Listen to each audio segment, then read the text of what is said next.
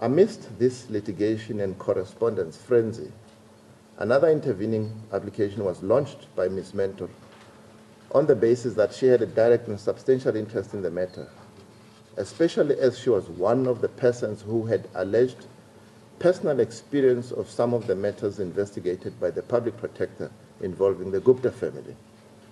She also made the point that the public protector was functus officio and that the relief sought by the President had become moot. The President opposed Ms. Mentor's intervention application on the basis that she did not have a direct and substantial interest in the matter and that she lacked locus standi to enter the fray. On Saturday, 29 October 2016, the President filed a supplementary affidavit wherein he sought to amend his initial notice of motion. The President later on in the same day filed an application for the postponement of the main application. The primary basis for the President's postponement application was that it was only on 26 October 2016 that the public protector clarified that the investigation and report were finalized on 14 October 2016. The President stated that for this reason, he had to consider the impact of this clarification, as well as the possibility of supplementing his original application. He stated that the issues raised by Ms. Mentor in her intervening papers clearly showed that the matter was not ripe for hearing, hence the reason he had decided to supplement his papers and also seek the postponement of the application. In his affidavit in support of the amendment application, the President stated that in view of the clarification of when the report was finalized, he sought amended relief. The amended relief was that he now sought an order declaring the conduct of the public protector in finalizing the investigation and signing the report as unlawful.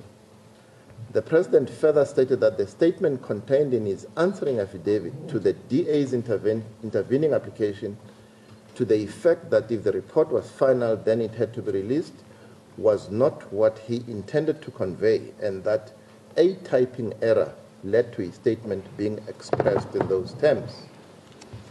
The President clarified that he had meant to say, and I quote him, "Should it later transpire that the public protector produced a final report without affording me my right to just administrative action, then in that event, the report should not be released."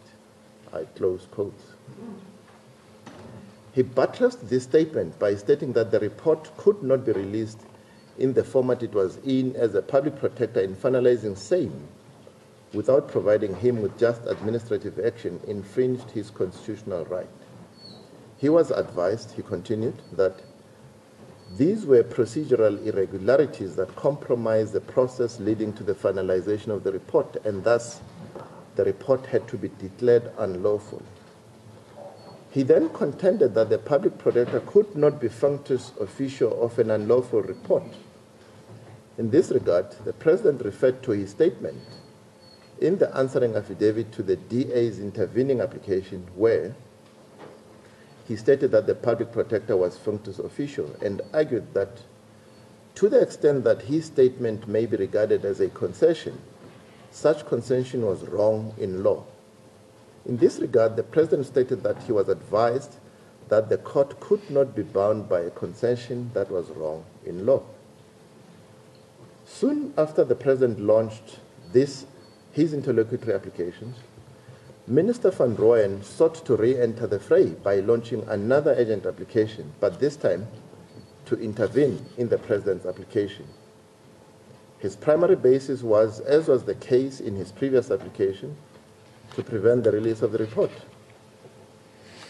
We then had argument regarding the intervening applications of the EFF, UDM, COPE, DA, and Ms. Mentor in the President's application. We also had argument regarding Minister van Rooyen's urgent application to intervene in the President's application.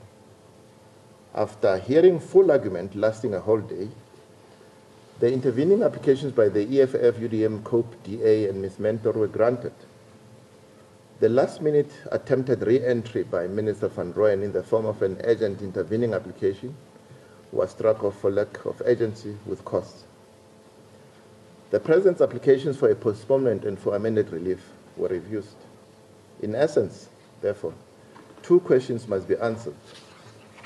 Did the President conduct this litigation in a manner unbecoming of a reasonable litigant, and was he vindicating his personal interests in doing so? The case advanced by the intervening parties that the President should be personally marked with the cost of litigation is that he has conducted this litigation in a manner unbecoming of a reasonable litigant. The gist of this argument is that the President's continuation with this litigation after the Public Protector's Office had filed an affidavit on 14 October 2016 that the investigation had been finalized and the report signed was unreasonable. In addition, it was argued that there was no justifiable basis for the continuation with the litigation by the President after he had stated in his answer to the DA's intervention application that if the investigation was finalized and the report signed, then the report had to be released. According to the intervening parties, the Office of the Public Protector made it clear in that affidavit that the investigation had been finalized and the report had been signed. They contended that should have been the end of the matter if one considers the foundational premise of the President when he launched his application. That premise was an investigation that was not finalized and no signed report. The President's written argument does not deal with these aspects of the case, but focuses specifically on the argument that he committed perjury. This refers to the typing error aspect, which I will deal with later. I am, of course, cognizant of the President's stance in his answer to the DA's intervention application, as well as in his supplementary affidavit seeking a postponement and amended relief. What comes out clearly is that the President's mindset is that Foury's affidavit was contradictory as to whether the investigation had been finalized and the report signed. It is correct that in his affidavit, Foury made two statements which appear to contradict each other. The President's stance is that this contradiction remained unresolved until this was clarified by Advocate Mkhwebane on 26 October 2016. It should be pointed out, however, that this was not Advocate Mkhwebane's first statement to this effect. She said so in her affidavit filed on 21 October 2016, in which she gave notice that her office would abide the decision of this court regarding the President's application. The President relies on this contradiction in his later affidavit, suggesting that this was because it was unclear to him what the correct position was. I make the point that it is only the President who says he remained unclear about the true status of the report. Other parties accepted that the report had been finalized and signed. The President was clearly aware from affidavits flying around that all parties other than him accepted the finalized status of the report.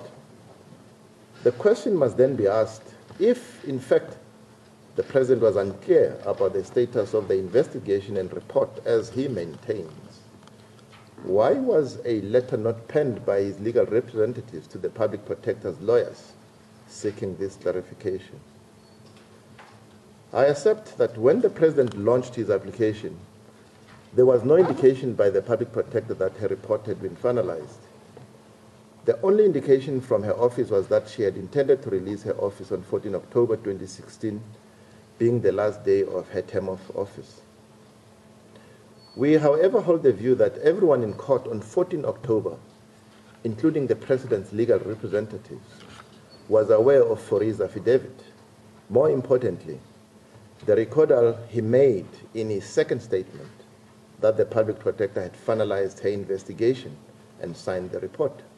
Significantly, this was recorded in the 14 October court order, which was consented to by all the parties represented in court on that day, including the President. The issue, therefore, is, was it reasonable for the President to simply focus on the first statement made by Foury and ignore the second. My view is that it was completely unreasonable for the President to have persisted with his stance that the finalized status of the report remained unresolved from 14 until 26 October 2016. Furthermore, it was also unreasonable of him not to seek early clarification of the status quo in view of the fact that everyone involved in the litigation held a contrary view to his. I need say no more in this regard. The facts speak volumes of the clearly unreasonable stance adopted by the President. Attention must now be focused on what the President regards as allegations leveled at him that he has committed perjury.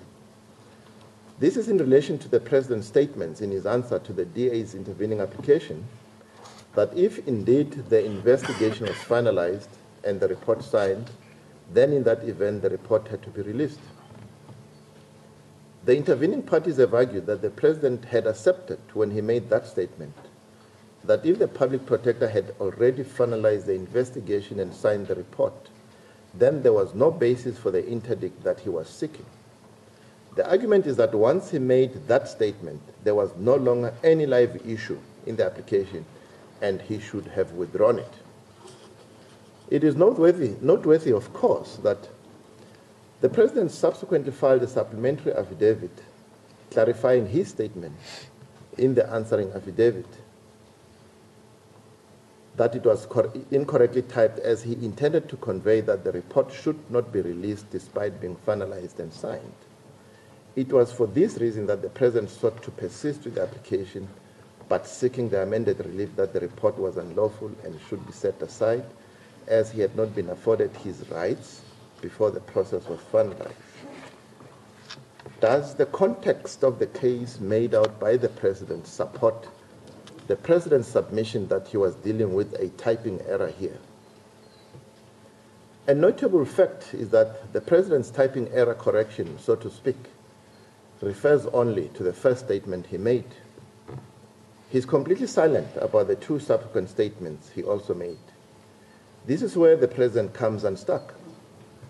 A simple consideration of the latter statements rules out a typing error or the possibility thereof. Reading in a typing error in the first statement simply creates an irreconcilable contradiction with his subsequent statements. Clearly, the second and third statements sequentially follow on the first, and we should have been told whether they too suffered from typing errors.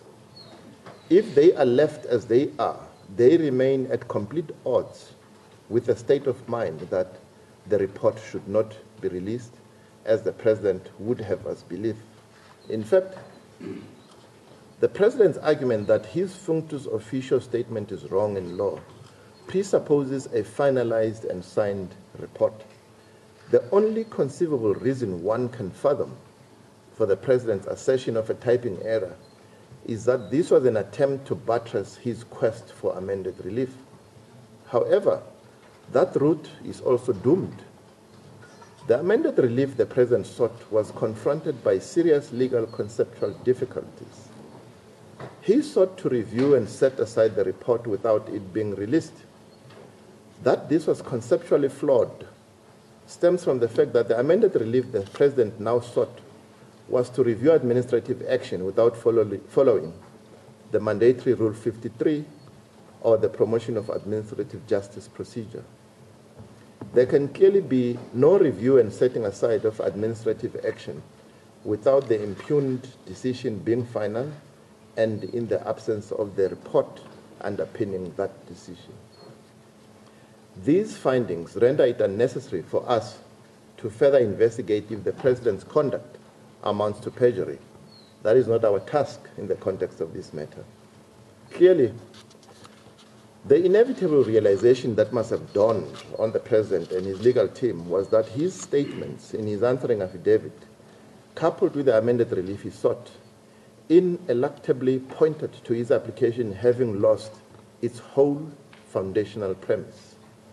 The right to review the report can only be premised on a finalized report and the public protector being functus officio.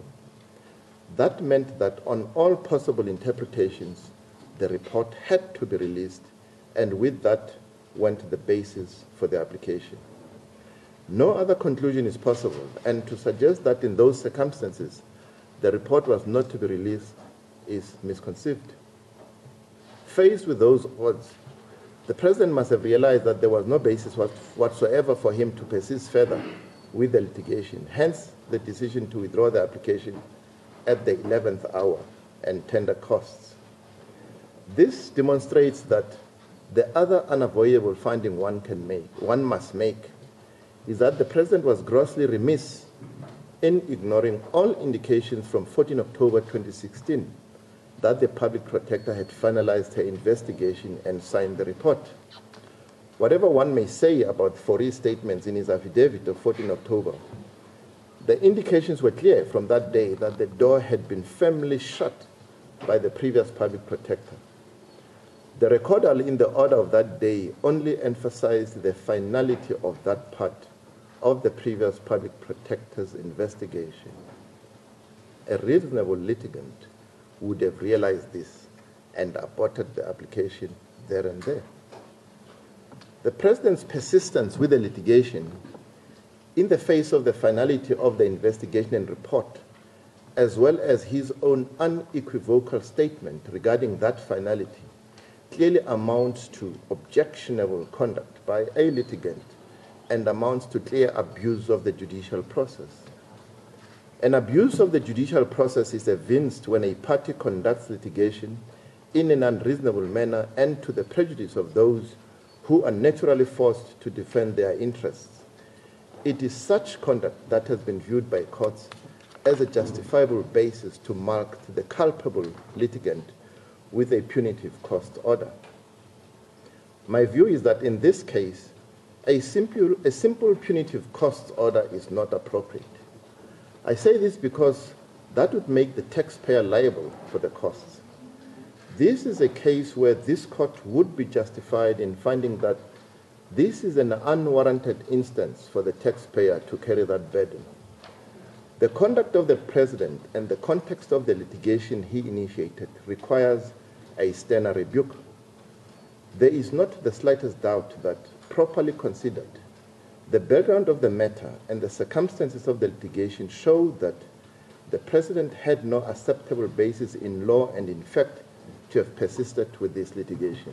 In fact, the President's conduct amounts to an attempt to stymie the fulfillment of a constitutional obligation by the Office of the Public Protector. I refer to the case from the Supreme Court of Gauteng Gambling Board and another versus MEC for Economic Development, where the SCA specifically discussed the personal liability of public officials for legal costs.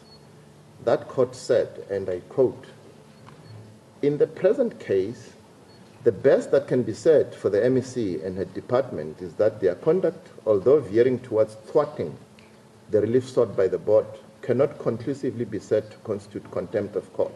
However, that does not excuse their behavior. The MEC, in her responses to the opposition by the board, appeared indignant and played the victim. She adopted this attitude whilst acting in flagrant disregard of constitutional norms.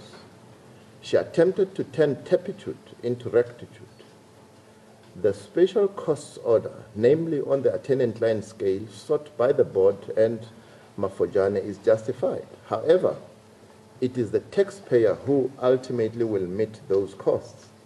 It is time for courts to seriously consider holding officials who behave in the high-handed manner described above personally liable for costs incurred." I close quotes. The finding made regarding the issues considered and discussed in this aspect can only result in one conclusion: that the President persisted with litigation and forced the intervening parties to incur costs in circumstances when this should and could have been avoided, as well as delaying the release of the report. In so doing, he clearly acted in flagrant disregard of the constitutional duties of the Public Protector. What is also aggravating is the fact that the President's application was based on self-created agency. Simply put, The President had become aware some 6 months before his abortive application that the public protector was in possession of complaints implicating him in serious misconduct, and he did nothing when he was invited for comment. Having come to this finding, it is unnecessary to consider the interesting question whether the President was vindicating his personal interests when he initiated this litigation. It is necessary, however, to express the view that without deciding the issue conclusively, the case made by the intervening parties on this leg was also not without merit. In the final analysis, the President's overall conduct leaves one with no option to find that he must be held personally liable for all the costs that were occasioned from 14 October 2016, when Fori stated that the previous public protector had finalized the investigation and signed the report. The President compounded matters when he persisted with the litigation based on a supposed typing error, after initially conceding that the report be released if indeed the public protector had finalized the investigation and signed the report. In the circumstances, the following order is granted. The President is ordered to personally pay the costs referred to in paragraph 3 of the order made by this court on 1 November 2016, to the extent that such costs were incurred after 14 October 2016. I agree. I agree. I therefore hand down judgment.